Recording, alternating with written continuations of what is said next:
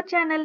మనం ప్రీవియస్ సెషన్లో ఎక్స్ప్రెషన్స్ గురించి చూసాం కదండి. 2 వీడియోస్ అనేవి చేశానండి. ఇంకెవరైనా చూడకపోతే పార్ట్ 1 అండ్ పార్ట్ 2 రెండు చూడండి. కింద డిస్క్రిప్షన్లో లింక్ ఇస్తాను. ఓకే, మనం ఈ రోజు సెషన్లో మనం అసైన్మెంట్ స్టేట్మెంట్ గురించి తెలుసుకుందాము. అసలు అసైన్మెంట్ స్టేట్మెంట్ అంటే ఏంటి, ఎన్ని రకాలుగా మనం వాల్యూస్ని అసైన్ చేసుకోవచ్చు పైథాన్లో అని చెప్పేసి మనం ఈ రోజు సెషన్లో తెలుసుకుందామండి. ఇంక లేట్ చేయకుండా సెషన్ అనేదాన్ని స్టార్ట్ చేసేద్దాం. Assignment statement. We use Python assignment statement to assign object to names. ఇదేంటంటే ఆబ్జెక్ట్ ఏదైతే ఉంటాయో మనం ఏ వాల్యూస్ని అయితే అసైన్ చేసుకోవాలి అనుకుంటున్నామో ఆ వాల్యూస్ని మనం ఆబ్జెక్ట్స్ అంటామండి. Assign objects to names. ఆబ్జెక్ట్స్ని నేమ్స్కి అసైన్ చేసుకోవడమే పైథాన్ అసైన్మెంట్ స్టేట్మెంట్స్ అని చెప్పేసి చెప్తాము. The target of an assignment statement is written on the left side of equal sign and object on the right can be an arbitrary expression that computes an object.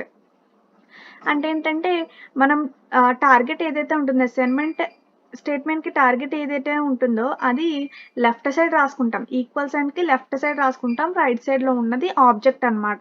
అయితే ఇప్పుడు చూపిస్తాను చూడండి మీకు ఎన్ని టైప్స్లో అంటే ఎన్ని రకాలుగా మనం వాల్యూస్ని అసైన్ చేసుకోవచ్చు, వేరియబుల్స్కి ఆబ్జెక్ట్స్ని అసైన్ చేసుకోవచ్చు నేమ్స్కి అని చెప్పేసి ఇప్పుడు చూద్దామండి. ఫస్ట్ వచ్చేసి బేసిక్ ఫామ్ అనమాట. This is the most common form అనమాట. అంటే రెగ్యులర్గా మనం యూజ్ చేసే ఫామ్ ఇది బేసిక్ ఫామ్ అనమాట.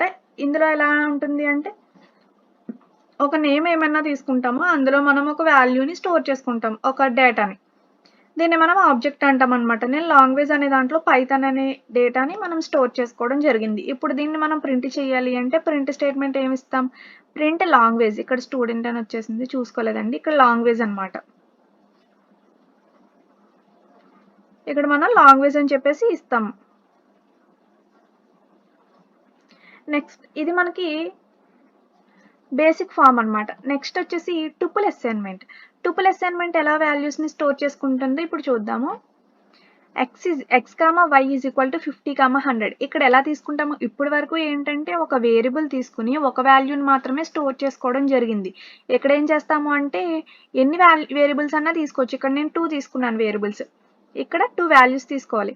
ఇక్కడ మనం బ్రేసెస్ అనేది పెరాన్సిస్ ఏదైతే ఉందో అది మనం ఇవి యూజ్ చేస్తాం. నార్మల్ పెరాన్సిస్ యూజ్ చేస్తే మనం దాన్ని టుపుల్ అసైన్మెంట్ అంటాం. టుపుల్ అని తెలియడం కోసం బ్రేసెస్ అనేవి యూజ్ చేస్తాం అనమాట.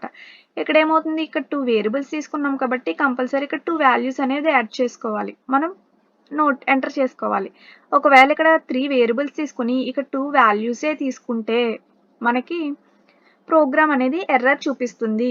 Next print x, print y. ఇలా ఇచ్చినప్పుడు ఏమవుతుంది, ప్రింట్ ఎక్స్ ప్లేస్లోనేమో 50 ప్రింట్ అవుతుంది, వై ప్లేస్లోనేమో 100 ప్రింట్ అవుతుంది. ఇది మనకి tuple assignment. Tuple means it cannot be changed అనమాట. అంటే ఒకసారి ఇనిషియలైజ్ చేసేసిన తర్వాత వాల్యూస్ అనేవి చేంజ్ చేయడానికి ఉండదు. చేంజ్ చేయకపోయినా పర్వాలేదు అని అనుకున్నప్పుడు మనం కాన్స్టెంట్ వాల్యూస్ మెయింటైన్ చేయాలి అనుకున్నప్పుడు టుపుల్ అసైన్మెంట్ అనేది తీసుకుంటాము. ఓకే, నెక్స్ట్ వన్ వచ్చేసి లిస్ట్ అసైన్మెంట్. ఇదేం చేస్తుందో చూద్దాం. This works in the same way as the tuple assignment. ఇది కూడా మనకి టుపుల్ అసైన్మెంట్ లాగే వర్క్ చేస్తుంది. అంటే ఎన్ని వేరియబుల్స్ అయితే తీసుకుంటామో మనం అన్ని వాల్యూస్ అనేవి తీసుకుని అసైన్ చేసుకోవాలి. మరి దీనికి దానికి డిఫరెన్స్ ఏంటి అని అంటే లిస్ట్ అనేది ఒకసారి ఇనిషియలైజ్ చేసుకున్న తర్వాత వాల్యూస్ చేంజ్ చేయడానికి ఉంటుంది. ఇట్ కెన్ బి చేంజ్డ్ అనమాట. It can be changed. Tuple assignment అయితే కెన్ నాట్ బి చేంజ్డ్. ఓకేనా, దీనికి సంబంధించిన ఎగ్జాంపుల్ చూడండి. x, y is equal to braces అనేవి స్క్వేర్ బ్రేసెస్ అనేవి మనం యూజ్ చేస్తాము. ఈ స్క్వేర్ బ్రాకెట్స్ యూజ్ చేసినప్పుడు మాత్రమే అది లిస్ట్ అసైన్మెంట్ అని చెప్పేసి తెలుస్తుంది. Print x, print y. ఇక్కడ ఏమవుతుంది, ఎక్స్ ప్లేస్లోనేమో 2 ప్రింట్ అవుతుంది, వై ప్లేస్లోనేమో మనకి 4 అనేది ప్రింట్ అవుతుంది. ఇది లిస్ట్ అసైన్మెంట్ అనమాట. Next assignment sequence assignment. ఇదేంటో చూద్దాము. In recent version of Python, tuple and list assignment have been generalized into instance of what we now call sequence assignment. మనకి రీసెంట్ వెర్షన్స్లో పైథాన్లో tuple and assignment, tuple assignment, list assignment అనేవి generalized forms. కానీ ఇప్పుడు మనం దాన్ని ఏమని పిలుస్తున్నాము అంటే సీక్వెన్స్ అసైన్మెంట్ అని చెప్పేసి పిలుస్తున్నాము. ఇంకేంటంటే any sequence of names can be assigned to A sequence of values. ఎన్ని సీక్వెన్స్ ఆఫ్ నేమ్స్ అన్నా మనం తీసుకోవచ్చు, అంటే వేరియబుల్స్ అనమాట. ఎన్నైనా తీసుకోవచ్చు, దానికి సరిపడా వాల్యూస్ అనే దాన్ని మనం అసైన్ చేసుకోవాలి. And Python assigns the items one at a time by position.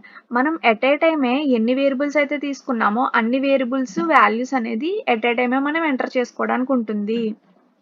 అంటే ఒక్కొక్క వేరియబుల్ని ఒక్కొక్కసారి అసైన్ చేసుకోవడం కాకుండా ఒకేసారి అన్ని వేరియబుల్స్ తీసుకుంటాం, ఒకేసారి అన్ని వాల్యూస్ తీసుకుని మనం అసైన్ చేయడం అనేది జరుగుద్ది.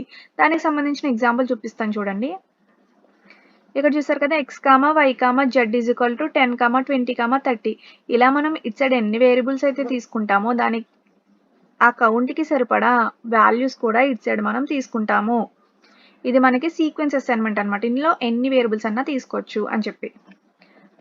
Print x, print y, print z. అప్పుడు ఏమవుతుంది, ఎక్స్లోనేమో 10 ప్రింట్ అవుతుంది, వైలోనేమో 20 ప్రింట్ అవుతుంది, జెడ్లోనేమో 30 ప్రింట్ అవుతుంది. ఇలా మనకి సీక్వెన్స్ అసైన్మెంట్ అనేది రాసుకోవడం జరుగుద్ది. నెక్స్ట్ వచ్చేసి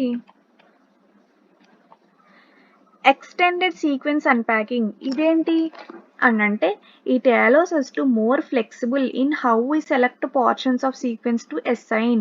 ఇదేంటంటే ఎక్స్టెండెడ్ అనమాట, సీక్వెన్స్కి ఎక్స్టెండెడ్. ఇది మోర్ ఫ్లెక్సిబుల్గా ఉంటుంది, అంటే మనకి ఎలా అనుగుణంగా ఉంటుందో, మనకి ఎలా అవసరమవుతుందో అలా మనం మార్చుకోవడానికి ఉంటుంది. ఇప్పుడు చూపిస్తాను, ఎగ్జాంపుల్ చూపిస్తే మీకు అర్థమవుతుంది. ఇంకో చూసారా, x comma y comma z అని చెప్పేసి ఇచ్చాము. ఇక్కడ మనం వాల్యూస్ ఇవ్వలేదు. ఇప్పుడు వరకు ఏమి ఇచ్చాము, నెంబర్స్ ఇచ్చాము, న్యూమరిక్ వాల్యూస్ ఇచ్చాము. కానీ ఇక్కడ స్ట్రింగ్ వాల్యూ ఇచ్చాము, స్ట్రింగ్ ఇచ్చాము మనం. ఇక్కడ ఏమవుతుందంటే ఇక్కడ 3 వేరియబుల్స్ తీసుకున్నాము, ఇక్కడ 3 క్యారెక్టర్స్ ఉన్నాయి కాబట్టి ఒక్కొక్క వేరియబుల్కి ఒక్కొక్క వాల్యూ, ఒక్కొక్క క్యారెక్టర్ అనేది అసైన్ అవుతుంది. ఓకేనండి. Print x, print y, print z ఇలా ఇచ్చినప్పుడు ఏమవుతుందంటే ఎక్స్కేమో హెచ్ ప్రింట్ అవుతుంది, వైకేమో ఏ ప్రింట్ అవుతుంది, అండ్ జెడ్కేమో ఐ ప్రింట్ అవుతుంది. ఇలా అనమాట.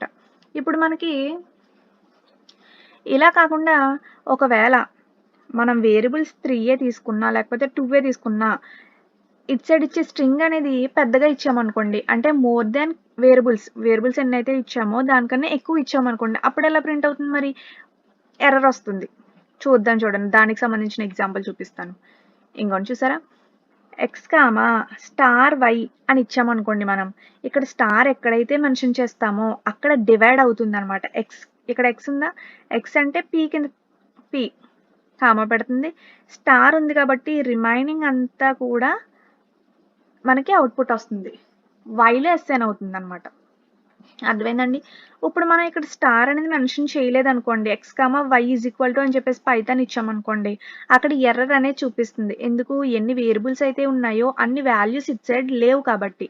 అదే మనకి డివైడ్ చేసుకున్నాం అనుకోండి, ఇక్కడ స్టార్ అనేది మనం మెన్షన్ చేసుకుంటాం, అప్పుడు కామా అక్కడితో అది డివైడ్ అయిపోయి రిమైనింగ్ ఎన్ని లెటర్స్ అయితే ఉన్నాయో, ఎన్ని క్యారెక్టర్స్ అయితే ఉన్నాయో అవన్నీ కూడా ఆ వేరియబుల్లో అసైన్ అవుతాయి, స్టోర్ అవుతాయి. Print x, print y. ఇక్కడ ఏమవుతుంది, ఎక్స్లోనేమో వై ప్రింట్ అవుతుంది అండ్ వైలోనేమో వైటీహెచ్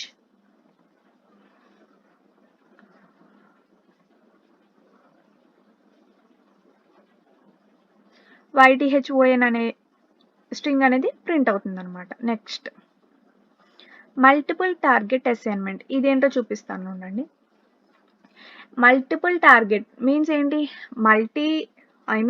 మల్టిపుల్ వేరియబుల్స్ తీసుకున్నా సరే మనం ఒక వాల్యూని అసైన్ చేయడం ఎలాగా అంటే, x is equal to y is equal to 75 అని ఇచ్చామనుకోండి, ఎక్స్కి 75 అసైన్ అవుతుంది, వైకి కూడా 75 అసైన్ అవుతుంది. ఇలా మనం వేరియబుల్స్ మోర్ వేరియబుల్స్ తీసుకున్నప్పుడు, మోర్ దెన్ 1 వేరియబుల్ తీసుకున్నప్పుడు వాల్యూస్ని, ఒకే వాల్యూని అన్ని వేరియబుల్స్కి ఈజీగా అసైన్ చేసుకోవచ్చు. ఇలా ప్రింట్ ఎక్స్ కామా వై అంటే 75 అనేది మనకి ప్రింట్ అవుతుంది. 75 అనేది మనకి ప్రింట్ అవుతుంది. నెక్స్ట్ వచ్చేసి ఆగ్మెంటెడ్ అసైన్మెంట్. ఈ ఆగ్మెంటెడ్ అసైన్మెంట్ ఏంటో చూద్దాం. It is a shorthand assignment that combines an expression and an assignment.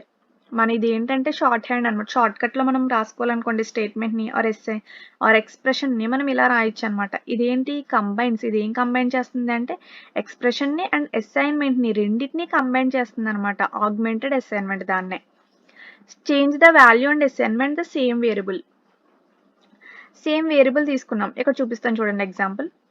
X is equal to 2 తీసుకున్నాము, X plus is equal to 1 తీసుకున్నాం. ఇక్కడ ఏమవుతుంది, ఇది అసైన్మెంట్ ఆపరేటర్. దీని ఎక్స్ప్రెషన్ ఏంటి అని అంటే ఎక్స్, ఇక్కడ దీని మీనింగ్ ఏంటి అని అంటే x is equal to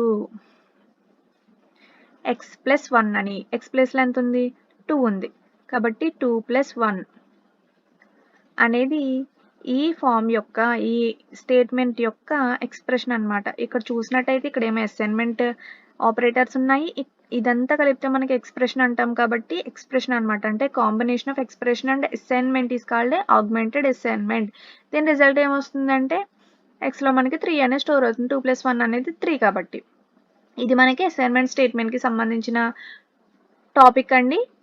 that's it అండి. అర్థమైందని అనుకుంటున్నాను. మీ ఫ్రెండ్స్ ఎవరికైనా హెల్ప్ అవుతుంది అనుకుంటే వాళ్ళకి షేర్ చేయండి. Like, share and subscribe. Thank you for watching.